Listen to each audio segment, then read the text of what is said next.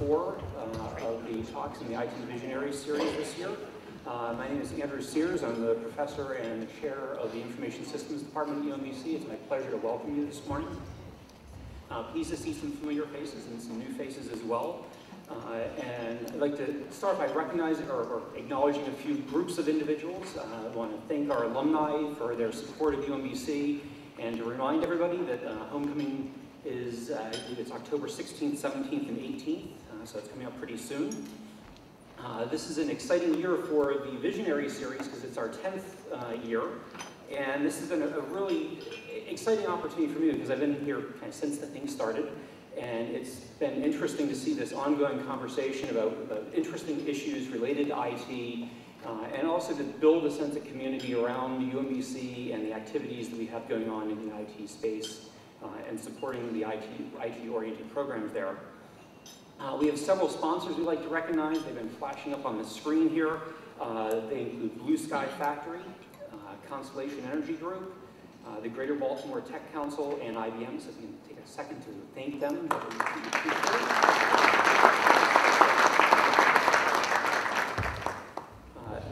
I'm assuming at least some of you saw the news in U.S. News and World Report, or if you drove on campus recently, you saw some big signs as you came on campus. So we're really excited about some of the news that came out just recently. There were 3 specific places where UMBC was highlighted that were really exciting for us. First, we were the #1 up-and-coming university in the country, which was really nice recognition. I didn't even plant that person. We were also the top public university with an unusual commitment to undergraduate teaching. And this was a really nice spot for us to be. If you looked at the list of universities, we were #4 overall on the list, and we were tied with Stanford. So our company at the top of the list was really nice. So again, congratulations.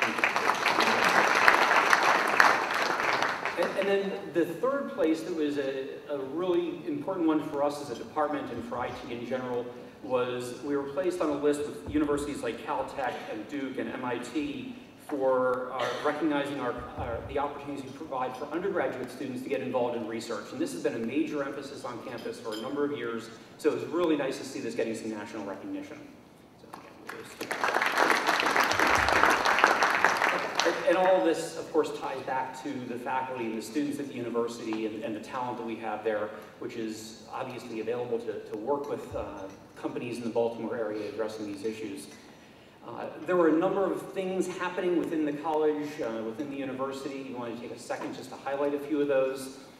Within the College of Engineering and Information Technology, there were a number of people who were recognized in various ways, but a couple of them included Dr. Tim Finan from Computer Science and Electrical Engineering, and I'll read this piece. So he was one of 4 recipients of the 2009 IEEE Technical Achievement Award for his pioneering contributions to distributed intelligence systems. So this was a really significant acknowledgement for UMBC. We also, Dr. Finan, working with his colleague Dr. Anupam Joshi, got a 4-year NSF award to explore how mobile technologies and networking can support context-aware or context-sensitive systems. In my department, Dr. Carolyn Seaman recently received a 3-year NSF award looking at issues in software maintenance and software quality and costing issues, which, as all of you know, these are really significant problems, and she's done some very interesting work in that area, being recognized by NSF. So I congratulate Drs. Finan, Joshi, and Seaman. Unfortunately, I don't think any of them are here this morning. Are anybody out there? Not this morning.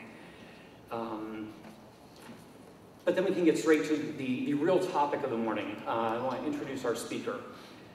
So as a key member of our technology community, they give me lots of notes. Some of you know more reading at this point. It's her fault.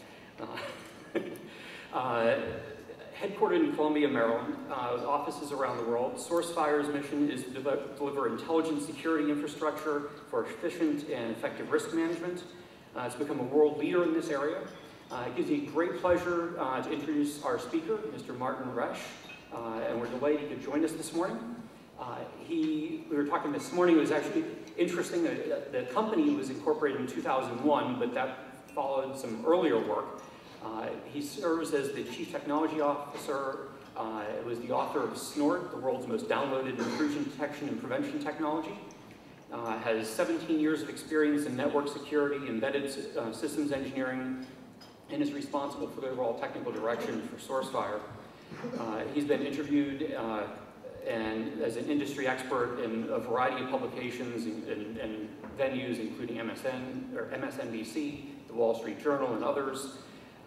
In 2006, he was named one of Information Week's 18 innovators and influencers, and one of the Tech Council of Maryland's most influential CTOs in Maryland. He was also a recipient of the 2004 InfoWorld IT Heroes Innovator Award. Oh, these long names they give these things. As well as the 2004 40 Under 40 Award from the Baltimore Business Journal. So please join me in welcoming Martin, and he's going to share his insights on effective network security in a dynamic world.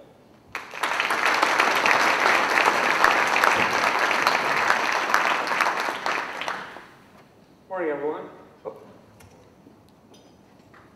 All right. So thanks for attending this morning. It's nice of you to all come out at this early hour to hear all about cybersecurity and some of the kind of visionary approaches that we have to cybersecurity and the work that I'm involved in. And you know, it's interesting. You know, we apply the label visionary to the types of things that my company has done, and the types of things that I've done. And I've often thought about the kind of the nature of where do these things come from. And I think it's almost driven by an ability to stand back, take a step back from the actual problem you're trying to solve, and look at the global issues that you're seeing, and then trying to come up with solutions that are going to be effective for them. And in the world of security, it's a very interesting problem set. We have a lot of weird, interesting things going on in security that require us to have new approaches to the problem than we've had before, than we've had in the past. And that's what I'm going to talk about today. And I'm going to try to couch it in terms that really are reflective of where not just security is going, but where the technology that security serves is going as well. So cybersecurity, it's a difficult problem. I've been involved in security now for quite a long time, well over 10 years now. And I've developed some technologies that are pretty widely used, and it's really interesting to me because this problem space keeps evolving. This problem space is not something that you can build a technology for and have it address the entirety of the problem on an ongoing basis, because the problem itself keeps changing. The nature of the problem keeps changing. So let's talk about that a little bit. Let's kind of look at where we've been and where we're going, so we can start looking at how to build technologies that are effective in this kind of world that we're in today.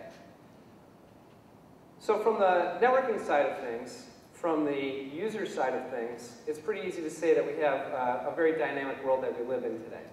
If we wind the clock back 10 years, 15 years or so, we can look at the networks that were out there, and they were pretty static things.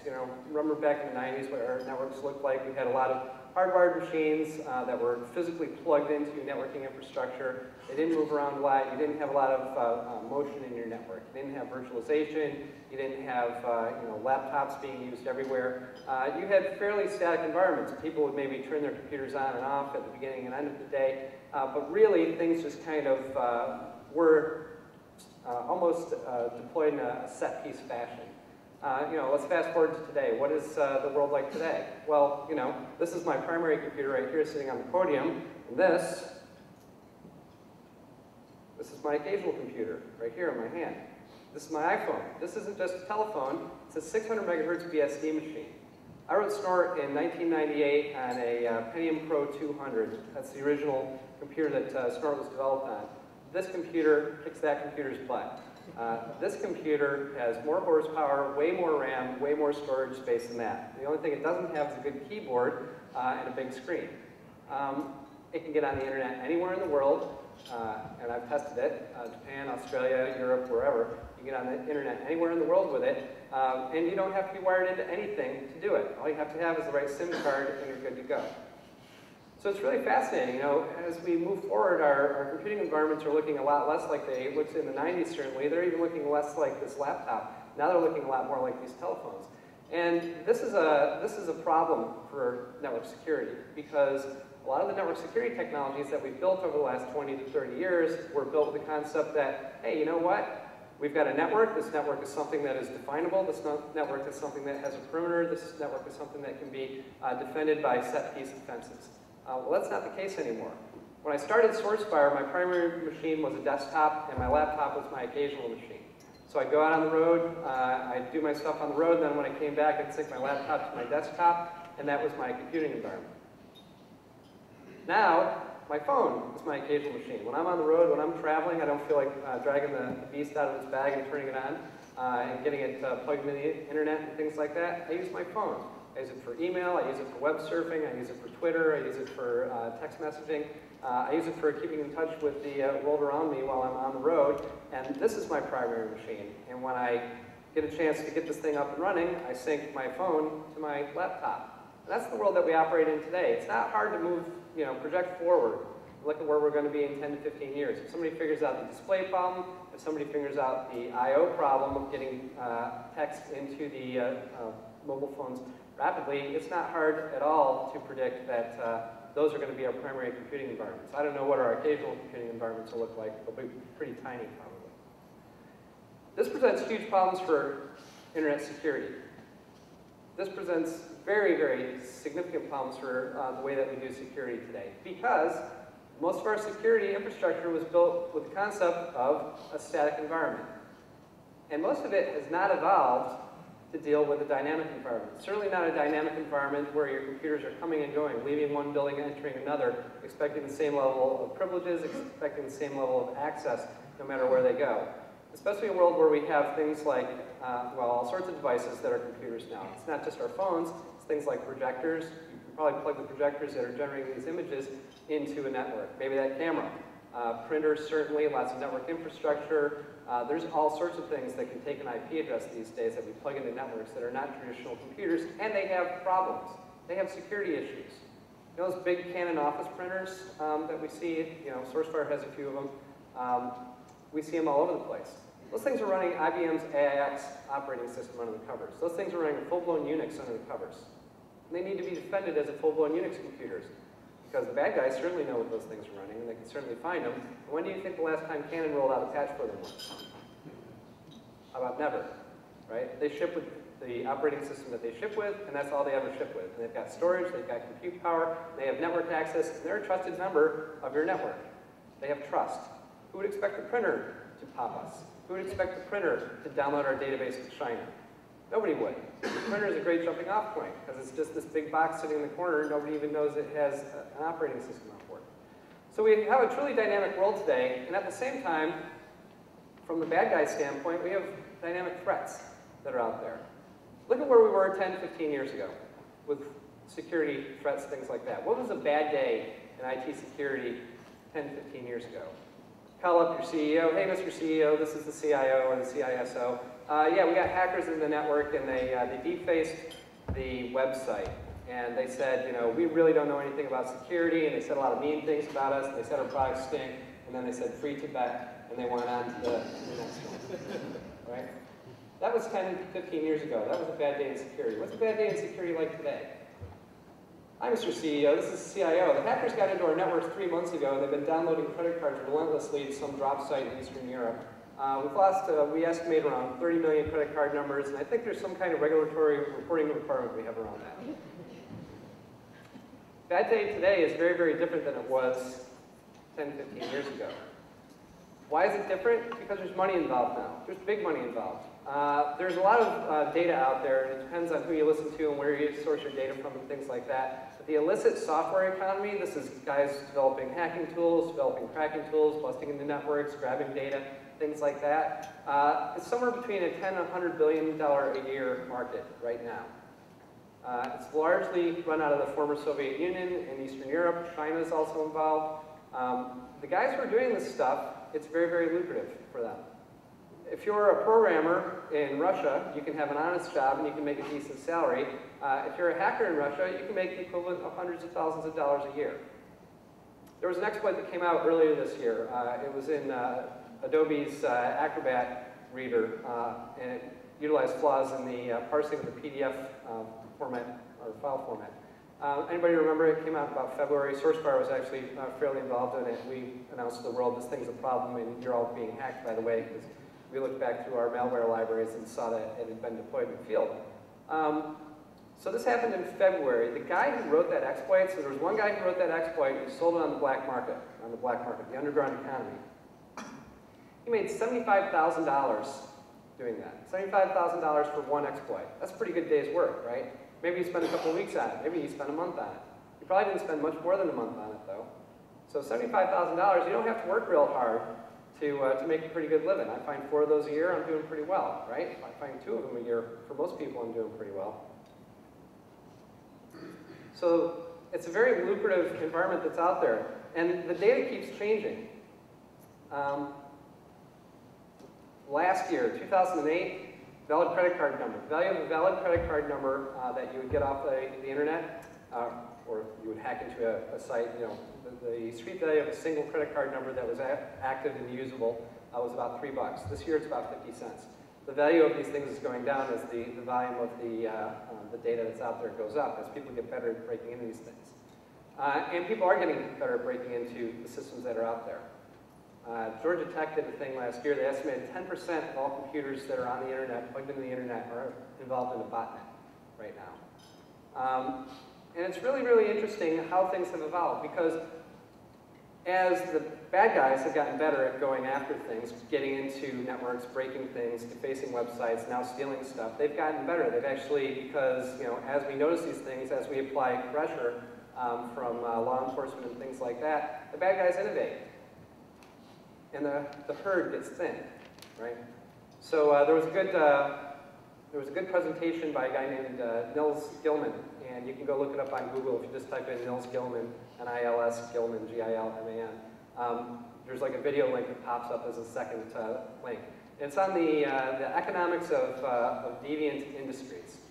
And it's really, really interesting. It talks about things like organ legging out of India, right? We invented the drug to help suppress the immune response to organ transplants. Now all of a sudden there's a market for body parts, right? Kidneys and things like that. And in places like India, you can make a lot of money by selling one of your kidneys. I don't know what you get for selling both of them, but it better be pretty good, right?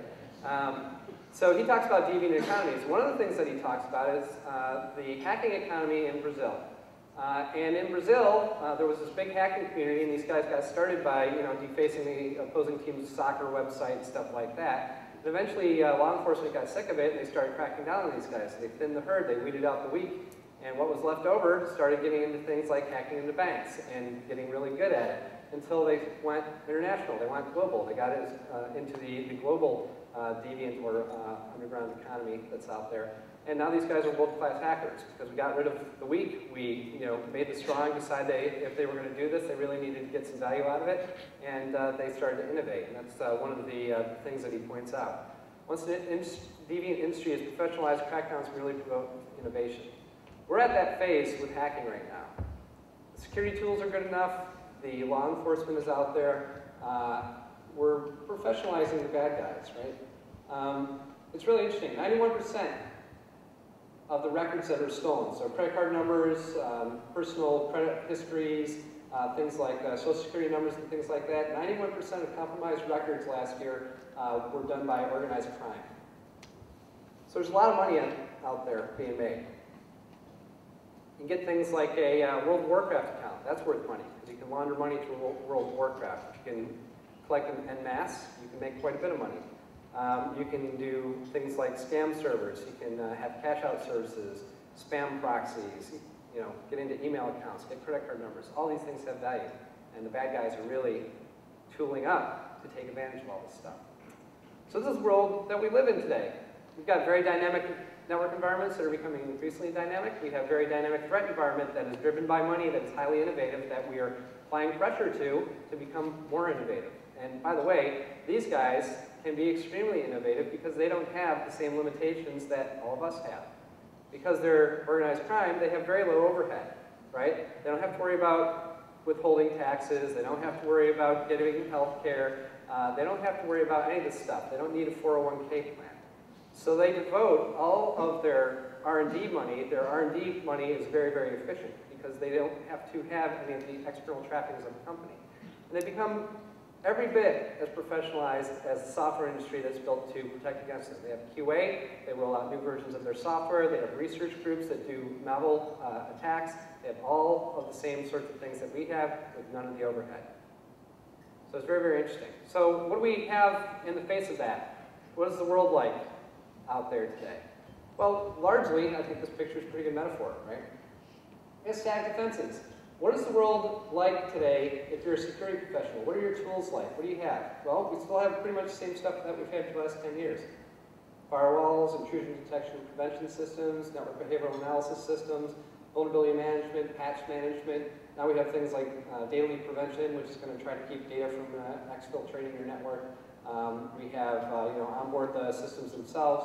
We have a variety of techniques that try to limit the attackers from getting into the computers. But if you look at the security technologies that we have, they are fairly static. Let's think about the firewall. Firewall is a great example because it's a technology that's ubiquitous. Everybody understands what it is and what it does, right? It's a packet filter. You put it on the wire, you configure it, and then it filters out packets that shouldn't be getting into your network.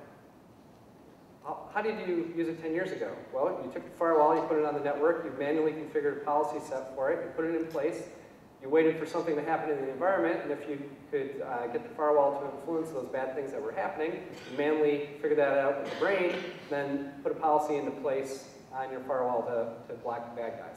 How does the firewall work today? You take it, you put it in place, you manually put a policy set on it, something bad happens, you figure it out with your brain, and then you manually update the firewall configuration. Except today, to manually update that firewall configuration, you have to actually fill out a change request form, put it in, and then your change gets into the next maintenance window, right? That's the world that we have today. So we have incredibly dynamic attacking environment out there, and yet we've enshrined things like firewalls, one of the primary lines of defense, in the shrine of Sarbanes-Oxley, of change control, of you can't change that firewall, I don't care if we're getting hacked. Our maintenance window is Thursday, and we're going to have a reporting violation if we change that. And that's going to have impact on our numbers on Wall Street for this quarter, right? That's the world that we live in as defenders. I build intrusion detection and prevention technology. This stuff has to be dynamic. You have to be able to update it and things like that. But how do they work? Well, Snort's a great example. Snort is a classic intrusion detection and prevention engine. You take it, you put it in place, you tune it, right? You manually tune all these dials and tweak all these things. And some of them you have less tweaking, and some of them you have more tweaking.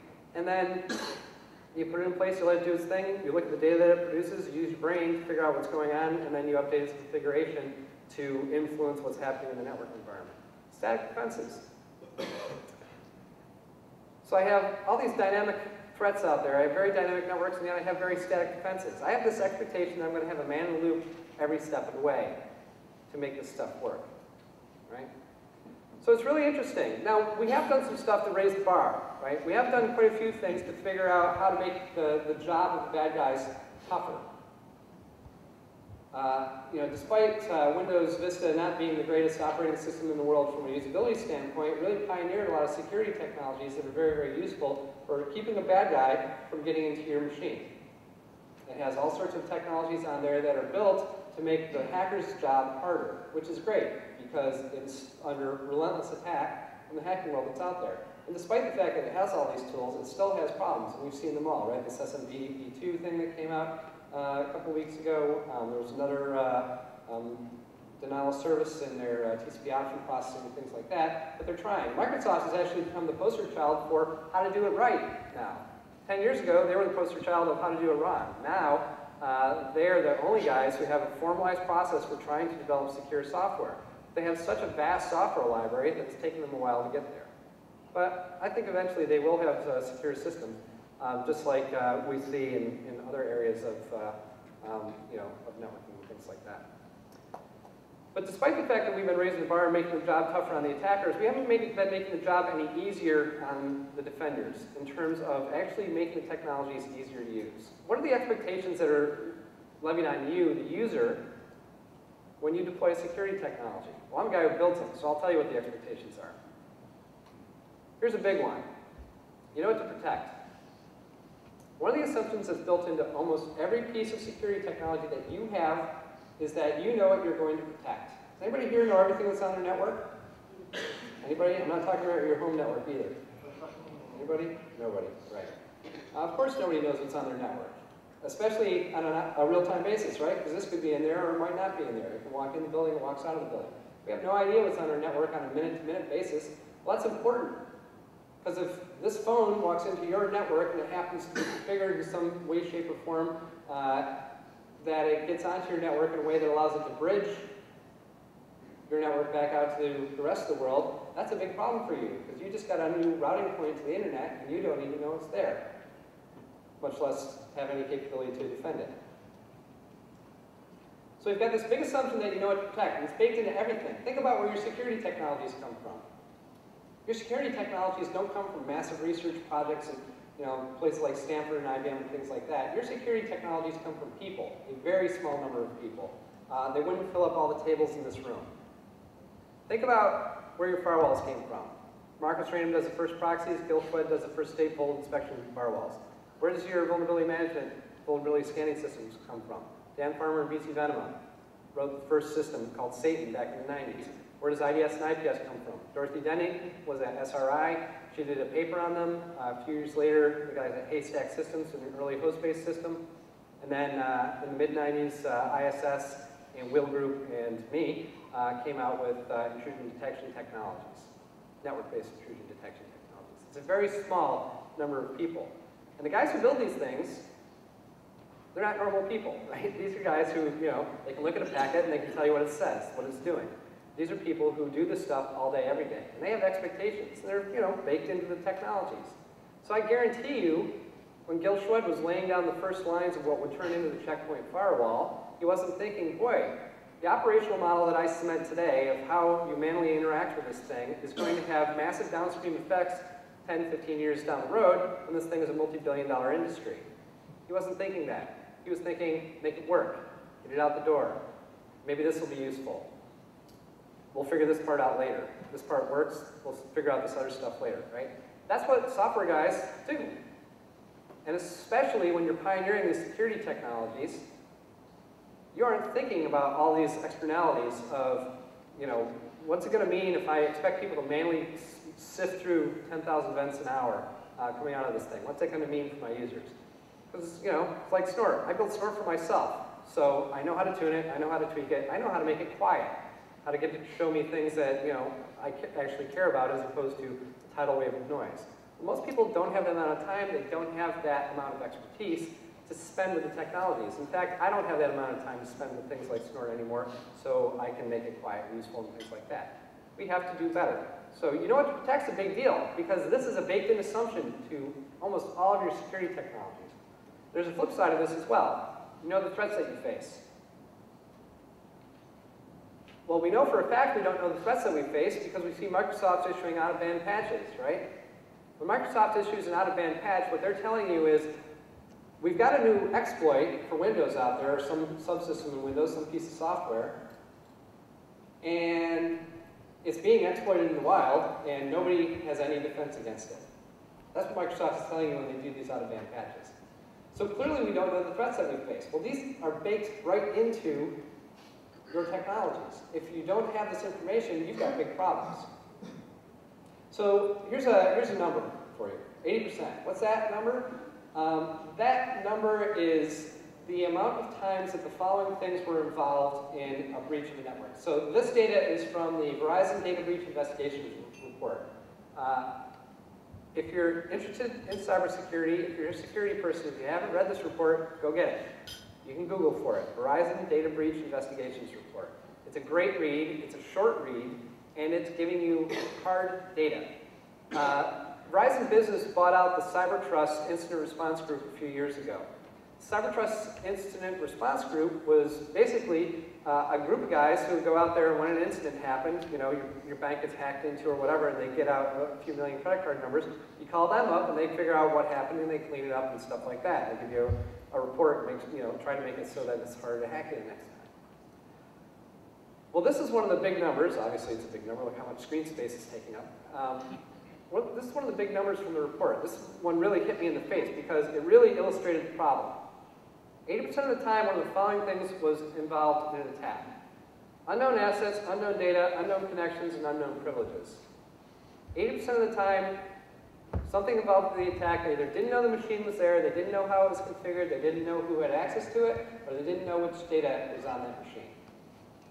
It's a common theme here. People don't know. When you don't know what's on your network, when you don't know how it's configured, when you don't know where your data is, guess what? The bad guys are going to figure it out. They're going to get it. And then you're going to have a problem. So that's really fascinating. It was, last year it was 90%. So the Verizon guys did, they summarized the first 4 years of data that they had, and then they did an update this year. So there's actually 2 reports, 2008 and 2009 reports. So we have big issues here. These are baked-in assumptions to all of your security technology, that you know what you've got, you know what you're protecting against. And if you don't, you've got a problem. And there's another problem as well. Not only do I have this expectation that you actually know enough to configure this thing properly to get it to do its job, but I have the assumption that you're going to pay attention to what it's telling you. You are going to actually care about what this thing is saying to you. Guess what the #1 way of figuring out that you've got a bad guy in your network is? This is also from the browser report. #1 way of figuring out you've been hacked. The hackers tell you, or who tells you? The hacker? No. Actually, that's a lower percentage. The #1 way of figuring out that you've been hacked is when somebody who doesn't work at your company, at your organization, calls you up and tells you. 70% of the time, third party is the first line of notification. Notice it's not your $1 million security information management system. It's not your $2 million IDS, IPS deployment. It's not all of your reporting systems and things like that. So when somebody who doesn't work for you picks up the phone and says, hey, I just tried to do a credit card transaction with you guys and it redirected me to a site in Russia. That's weird.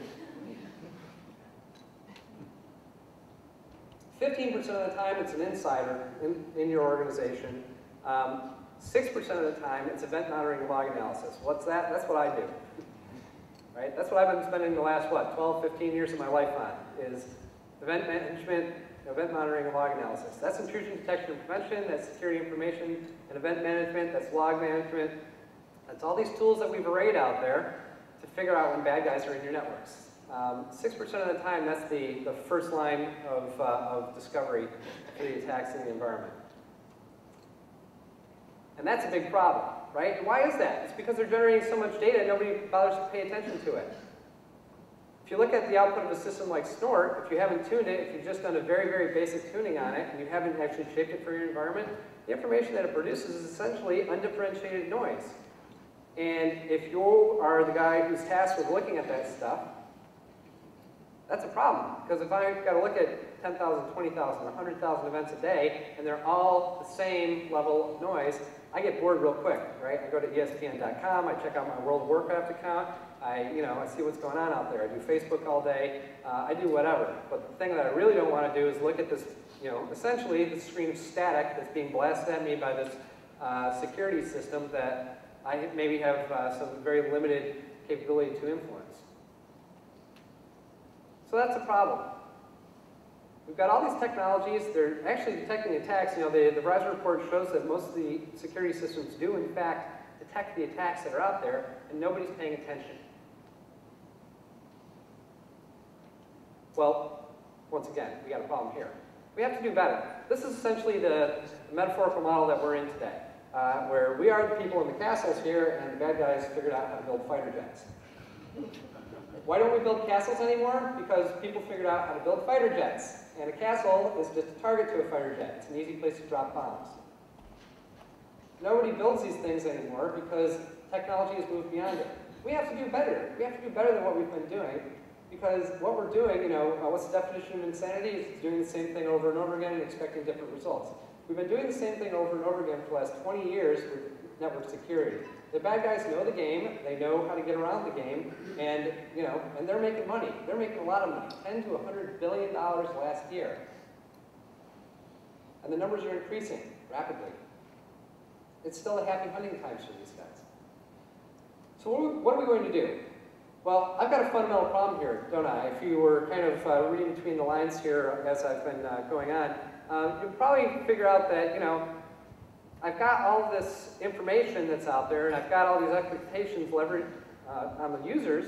And really what I've got is I've got this expectation I'm going to have a man in the loop every step of the way, deploying it, configuring it, tuning it, looking at the data that it's producing, so on and so forth. I've got people involved every step of the way. This does not work.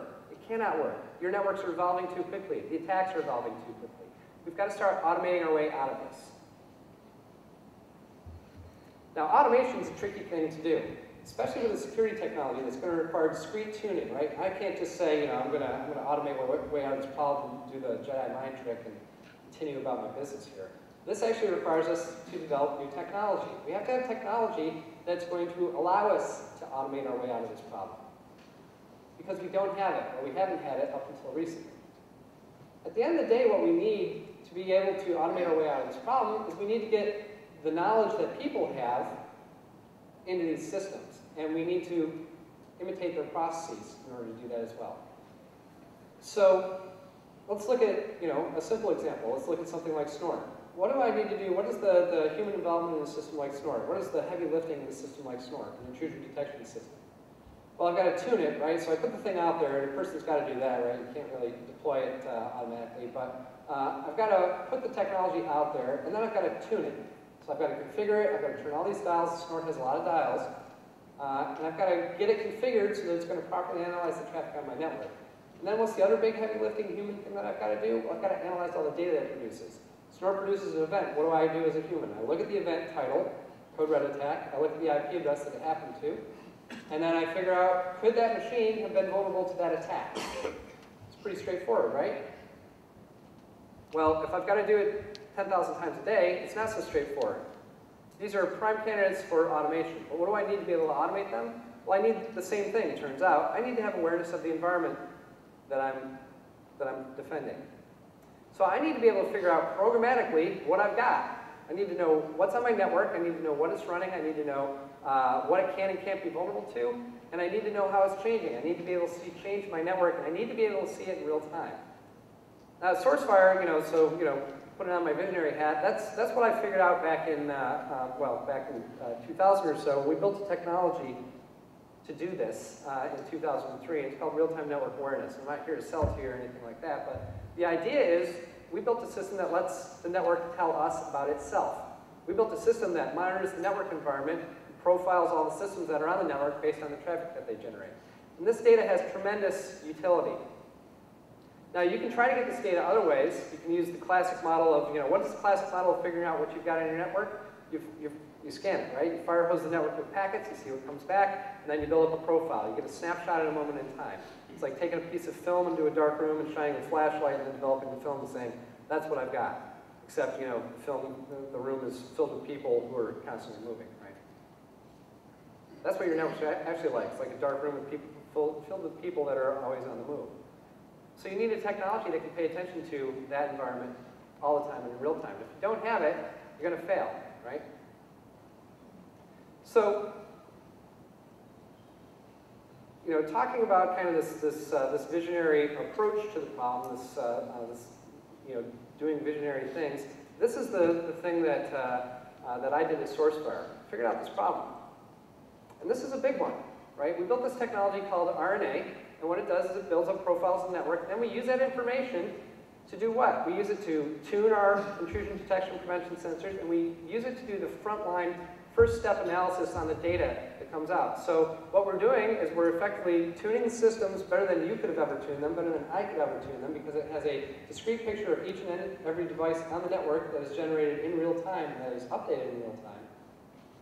And then it does the frontline analysis of that data. It actually sits there and sifts through the information. So even if you've badly misconfigured your system, because you're not letting it auto-tune for whatever reason, you've got Starbox or some other change control regime that doesn't allow you to have automated tuning, we can still tell you this event can matter against this target, and these 10,000 events can't matter against any of the targets that they were hitting.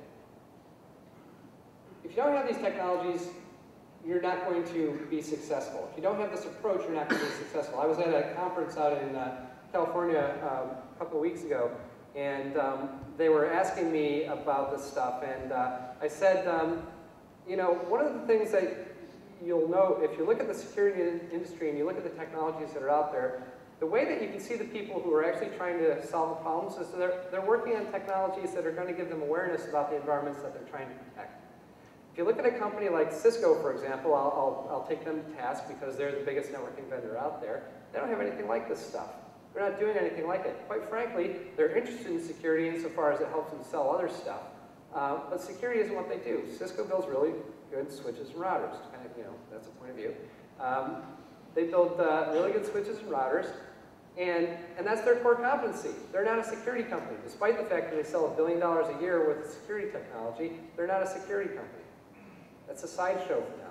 So they're not working on stuff that will automatically tune their networks and things like that. They talked a good story about this self-defining network several years ago, but they didn't actually implement it. They didn't actually pull it off. There are companies out there who are working on these awareness technologies. I was at this conference and they were asking me about how do you feel about this competitor and that sort of thing. I said, look, there's basically two classes of competitors out there for a company like mine. There's the guys who get it and are working on technologies that are going to start pulling people out of the loop, and there's the companies that are perpetuating the status quo of doing things the way that we've been doing them for the last 20 years.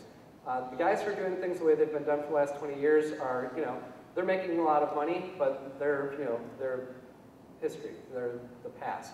In the future, we're going to have to go to ways to do this, because at the end of the day, this solves your real problems. Security is not a game where you can sit there and you can have all sorts of, kind of ideological stances on, whether these things are real or not. If you've got a real security problem or not by whether or not you're on the front page of the New York Times. If you've got a security problem, there's no masking it, there's no hiding it. You've got regulatory reporting issues that you've got to deal with. You've got real world impact that happens with security. So it's not a political issue, it's not something that can be, that can be spun and things like that. This is a real problem that we have. We need to solve it, we need to address it, we need to come up with technologies and techniques that are actually going to start helping us. Because the world's not getting less dynamic. You can't put this genie back in the bottle. Your computers are going to look much more like your phones down the road than they're going to look like this laptop. And in that kind of world, you need a better way of attacking the problem. You need to start building technologies that are actually going to be aware of their environment, and they're going to have the information that they need to do their jobs without having to have a person in the loop every step of the way. Because at the end of the day, if you don't know what's on your network, the bad guys have no problem figuring it out. The bad guys are completely able to find the targets that they're interested in. They're very, very able to find the few things that they need, and they know that there's only one or two things that they need to get by in your security infrastructure to be able to attack your network successfully. Bad guys know. I get by the firewall, I escape by the intrusion prevention system using this tweak because I know which IPS they're using because it's been shaping the packets in a certain way. I'm done. I get by those two lines of defense, and that's pretty much it. In many cases, maybe they're running on a latest generation version of Windows, and they've got some stack protection mechanisms in there that make my buffer overflows harder and stuff like that. But I don't even really need that anymore. Now I just wait for somebody from that network to surf to my website one way or another, and I pop their browser, and I own that machine up, and then I'm in. And I can use all sorts of ways to mask my behavior and stuff like that. You cannot defend what you don't know. If you don't know what's on your network, if you don't know the threats that you face, and you don't have any way of figuring that stuff out, you're going to get hacked. You're going to have big problems. So I believe that we're really heading into what I like to term the awareness age of security, and this is one of my kind of coined phrases. I'm hoping that we're heading that way. I think that the tide is slowly but surely turning. If you look at the startups that are out there, if you look at the companies that are making real headway, SourceFire, if you look at our growth over the last few years, it's pretty significant. That's because we're attacking this problem in a new way. The guys who look at our technologies, the guys who look at the approach that we're taking to solve these problems really like what they see. And because of that, we've been getting a lot of traction. So I believe that we're headed into what I like to term the awareness age of security, where the foundation, the basis of doing security is understanding what you've got in your environment and having automated methods of protecting it. All right. So that's the end of my presentation. So we've got a few minutes for questions. If anybody has anything they'd like to ask.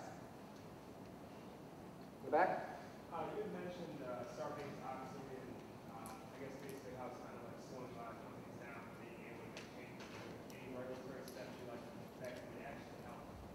Yeah, regulatory regulatory steps that would actually help. I haven't seen any yet. Yeah, Sarbanes-Oxley, so my company, we went public a couple of years ago, and Sarbanes-Oxley was this, this really onerous thing that we had to put into our environment, make it real, because Sarbanes-Oxley was essentially put in there as a response to the malfeasance in the early 2000s around the tech bubble popping and the telecom companies tumbling down and things like that. We had all these companies like Enron and WorldCom, MCI, that were basically cooking their books in various creative ways, and Sarbanes-Oxley was put in place to essentially normalize the environment so that we could trust the reporting that's coming out of it. So there's all sorts of things that are associated with Sarbanes-Oxley. But little source fire down the road here, our first year out the door with Sarbanes-Oxley cost us on the order of about $5 million, right? And this is for a company that our first year out of the gate after the IPO did $55 million in revenue. $5 million of that had to go to Sarbox. So I'm no big fan of Sarbox by any stretch, and it's not just because it costs a lot of money, it also costs us agility and things like that. We've had to implement all these systems and procedures, and some of it's good, it's good to get processed in your environment when you get to a certain size, but it does reduce your agility of your organization to some extent, especially around doing things like actively defending the network and things like that. We don't see it so much at our offices as I see it in some of these big enterprises that SourceFire works with. What is it, 6 or 7 out of the 10 largest banks in the world are our customers. And you can see the requirements that they have to make change on their network. I mean, they have maintenance windows where it's like, well, we shut down all changes in our network environment in November. November 1st, we can't change anything until mid-January because of end-of-year reporting requirements and things like that. Right? So if you roll out a patch, if there's a security update or something like that, we can't take it. That sort of thing. And that's really counterproductive in a lot of cases. Sure. If I remove the financial companies who are the main targets, what do I care as IBM if my system is breached? Is there a lot of corporate espionage going on? There's a significant amount of corporate espionage going on, yes. The question was, okay, so I'm not a large financial services company, what do I have to worry about? The Verizon Data Breach Investigations Report mostly revolves around actual exploits of institutions that are dealing with records that have value. So it's either Fiserv or retail and things like that. A company like IBM does have significant IP concerns, and we've seen some significant IP-related hacks just in the last 12 months, right? The, what was it, the F-35 fighter jet plans got uploaded someplace in China. The Marine One, the new Marine One helicopter plans got stolen. All those sorts of things. Yeah, that's a significant problem for IP-heavy companies, right? If your thing is IP, that's a real problem. In fact, IP has always been one of the primary targets of attackers. Back in the very old days, in the 90s, if you read the stories about Kevin Mitnick and things like that, what did he steal? He stole source code for telephones, for cell phones. Back when there was a tremendous amount of competition and innovation going on around the basic idea of the cell phone back in the early 90s. So yeah, you do have, depending on your industry, you might have significantly different things to worry about, but it's essentially the same problem. And maybe they're operating on different timescales too. It was really interesting also from the Verizon report. The average amount of time it takes an attacker to go from getting into your network to getting something of value out is measured in hours. The average amount of time it takes to detect them is measured with a calendar. It's measured in months. So are they smarter than, I'm going to use you as plural, are they smarter than you, or is it they're concentrating on it more, and corporate America or corporate anywhere is not putting enough concentration on security? Corporate America spends more on coffee every year than they spend on internet security. So, there's a good data point for you. I think that it's not so much that they're smarter than us. They have the initiative. They have the advantage because, like I said, they don't have a lot of the problems that we have in terms of organizational structure and things like that. They also don't have the regulatory issues that we have, like Sarbanes-Oxley and making quarterly numbers and things of that nature. They have also the advantage that, the classic advantage of the attacker. They have to find one weakness, we have to defend everything, right? So they're operating with a lot of advantages relative to us. And it's very hard to come up with a blanket system that's going to completely protect the entirety, the totality of a network environment. Because you've got, even if you are a homogeneous Windows environment or a homogeneous Linux or OS X environment or something like that, even if you think that you're homogeneous, you might not be at all. We have companies that are customers of ours that are like healthcare systems. They have 50,000 pieces of IP-enabled medical equipment. So yeah, they're a homogeneous Windows shop, except for all those pieces of medical equipment that can take IP addresses and are running operating systems. So defending the totality of the network environment is a very, very difficult proposition. The attackers don't have that problem. They just have to find the one thing they're looking for. And they have the advantage of time, especially if they're really young, right? Teenagers have a surplus of time on their hands and they can concentrate, like a few of us who are a little further down the road can. So it's not exactly a fair game in a lot of ways. But I think, we've come up with techniques and methods and technologies that can really aid us, but we have to apply them, and we have to apply them systematically.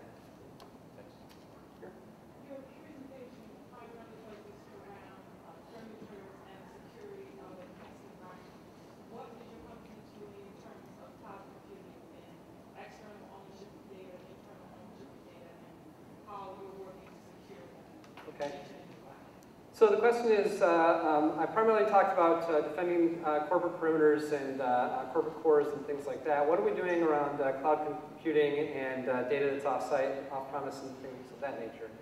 We actually are working with several of the largest cloud computing providers that are out there, providing them with our technology. Just because it's not in your network, inside your perimeter, doesn't mean it's not inside their perimeter. So yeah, we're actually working with some very household names, and I'm providing them with the same level of awareness and the same level of protection that we would sell into, a big bank or a military organization or something like that. Yeah. To us, it's all packets, and it's where you deploy the defenses and how you get them integrated with the local environment. And from your standpoint, if I've externalized all my data, like I outsource my email to Google or something like that, you do have all this data that's floating up in the cloud, and hopefully they're defending it properly. Well, we're working with a lot of those guys so that they are. Yeah. Back. In current state of our identity of a user is static.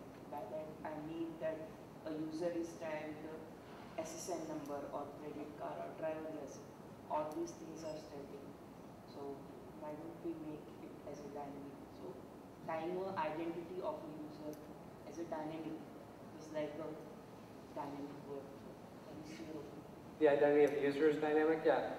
We actually have, two technologies around the dynamic environment. One is centered on dynamic analysis of the network environment and figuring out what's in your network and how it's configured and things like that. The other is figuring out who's in the environment. We have a technology called RUA, or Real-Time User Awareness, that basically, like anytime you go get a web page, you send an email, you print out a document, you log into a server, whatever, your computer is revealing information about itself, and you are revealing information about yourself. We pay attention to both of those pieces of information, and we model users as well as systems in the environment, and basically have the ability to track users around the network and look at security picture in terms of users. So if my machine comes under attack and I'm personally on that machine, my corporate security guys can see that, not just my computer's under attack, but I'm actually logged into it. I'm not logged into another machine on the other side of the network. We can actually track users back to machines directly and have differential responses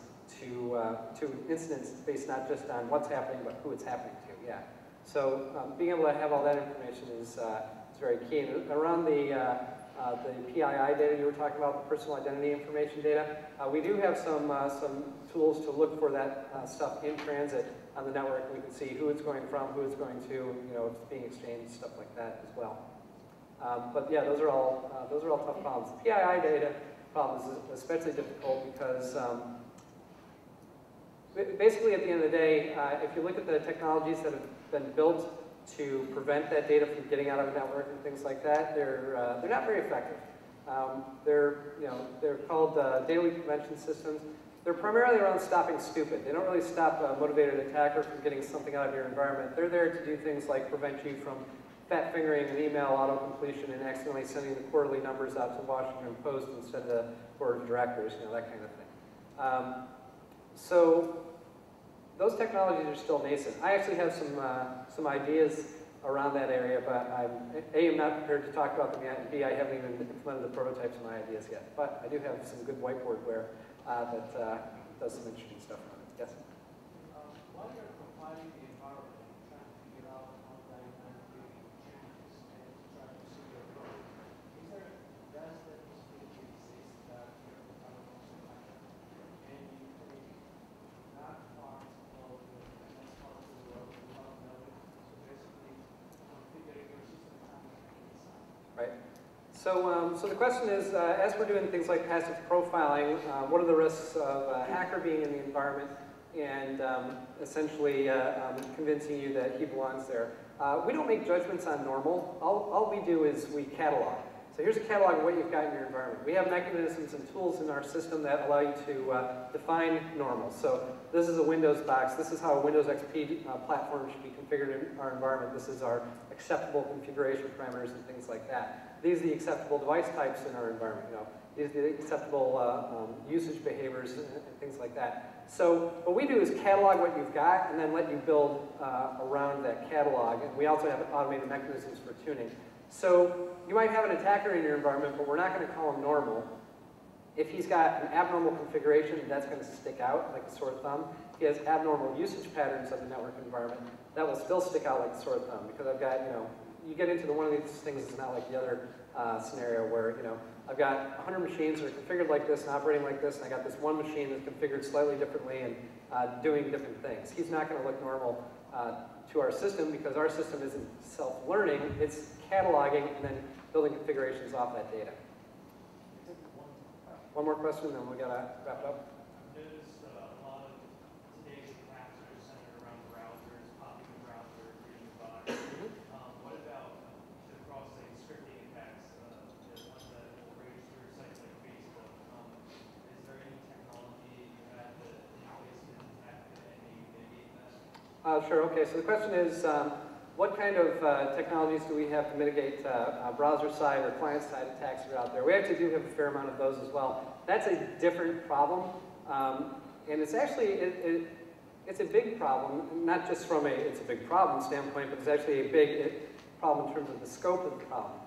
Because of all the technologies that are wedged into browsers these days and things like that, the scope of this problem is actually pretty massive. Because you have things like Flash, right? We all have Flash video on our desktops and things like that. Well, Flash is essentially an operating system.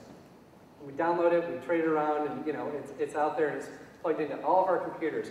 There are exploits out there for it. We've seen a few of them. We're going to see a lot more. Because, you know, we're waiting for somebody to build a secure Flash execution environment.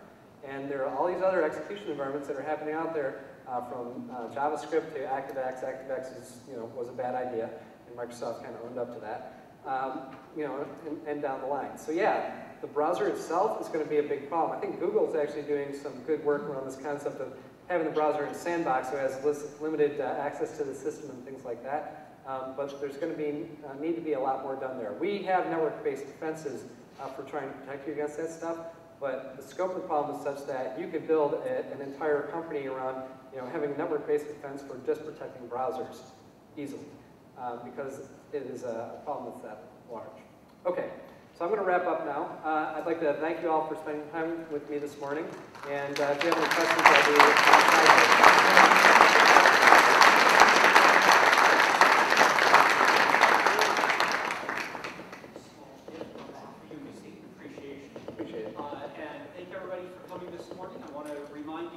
On November 18th, we have our second talk, and that will be Gary Torino, the CEO of Build Me Later. And again, thank you for coming.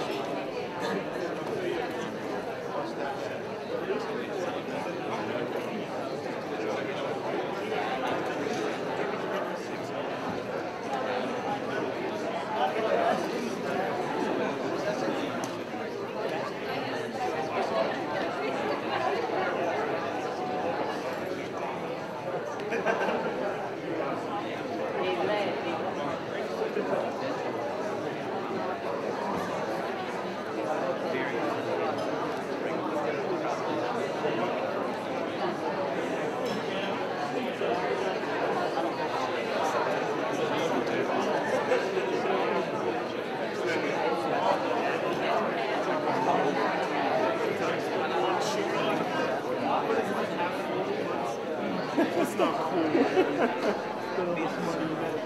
First whole